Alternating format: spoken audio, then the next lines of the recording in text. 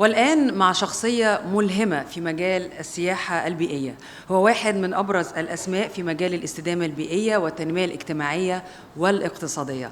صاحب تجربة فريدة بصراحة من نوعها وعظيمة جدا سياحية في سيوة، وبيزورها سياح من كل أنحاء العالم. رحبوا معايا بمؤسس شركة EQI الدكتور منير نعمة الله.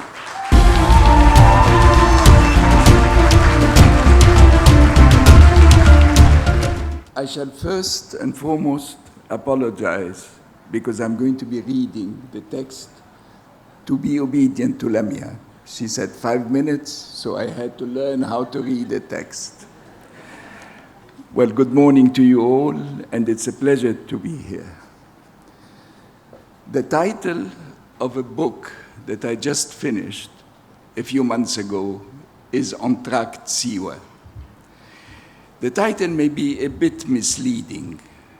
The book is not only about Siwa, but more so about what makes life joyous and worthwhile. The events narrated in the book are all true, and the characters real. The time horizon of Entr'acte Siwa is as old as Egypt's story, spanning its ancient history till today. The narrative and photographs that constitute the book are filtered through the discerning lens of three main characters. Leah, the Levantine,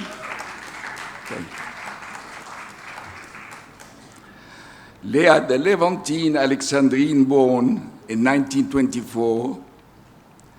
Lee, the American surrealist, model, and photographer who was married to Aziz Ilwi Bey in the mid-1930s. And Soliman, the narrator. Altogether, Lee's photographs, Leah's intermissions, and Soliman's narrative are dedicated to an Egypt which has throughout its history maintained a loving relationship with the entire world.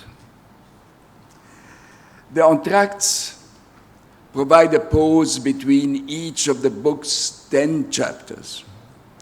They are stories that have been recounted by Leah to Suleiman during their countless reunions around mezze and drinks. Leah's entr'actes are considered golden nuggets, which would never rust. The 10th intermission is an account of Lee's séjour in Egypt and her influence on the birth of Egypt's surrealism art movement during the first half of the 20th century. Her photographs are indeed a marvel in their own right. Should the readers ever get bored with the narrative, not only do they have the luxury of switching on to an intermission, but they can also immerse themselves in Lee's photographs. There is a saying that goes, a square meter of luck is better than a hectare of competence. With Leah and Lee by his side, the narrator was generously bestowed with his square meter of luck, topped with good company as well.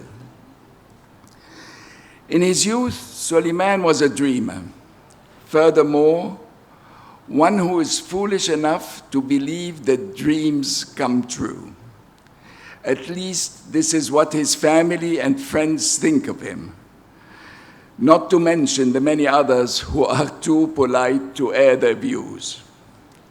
The issue gets even more complicated when he begins to suggest that the violent history of humanity is not naturally, but rather behaviorally driven, and can therefore be eradicated should humanity wish to do so.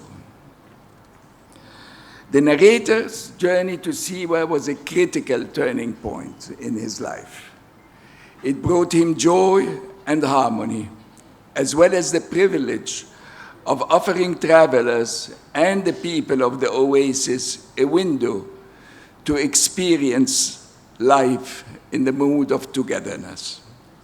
The kind of togetherness that not only helps bridge the gap among people of different backgrounds, but also between humans and the surrounding environments.